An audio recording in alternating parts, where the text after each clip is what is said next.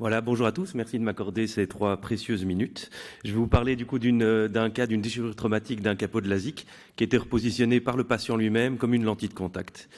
Alors, ce n'est pas une blague belge, mais c'est l'histoire d'un homme de 26 ans qui a donc été opéré d'un LASIK myopique en 2016 et qui s'est cogné avec son œil ouvert sur un coin de tiroir. Il retrouve un petit morceau de cornée dans ses mains et il a la bonne idée de repositionner ce petit morceau comme s'il avait mis une lentille de contact.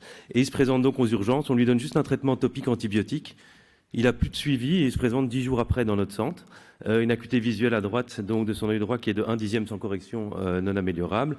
À l'examen biomicroscopique, on note du coup la présence donc de son capot avec une rotation à 90 degrés de son capot en temporal ou 90 degrés pour mes amis belges.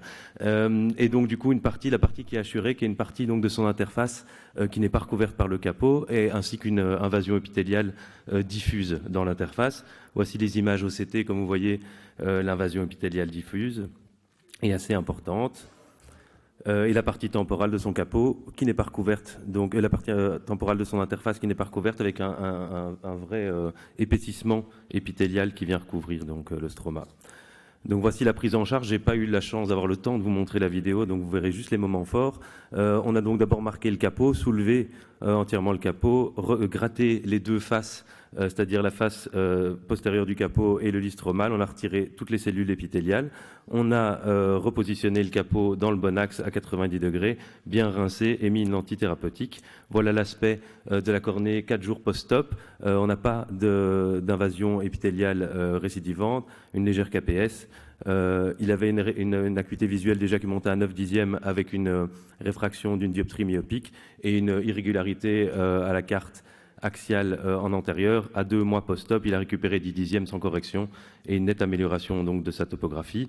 Voilà les images OCT post-opératoire comparées au préopératoire. On voit bien une réapposition correcte du capot et la disparition de l'invasion épithéliale. En conclusion, les déchirures traumatiques totales du capot sont très rares. Il y a 13 publications décrites dans la littérature. La plupart du temps, le capot est perdu. Il n'y a qu'une publication où un capot a été repositionné 8 heures après la déchirure avec une bonne récupération visuelle.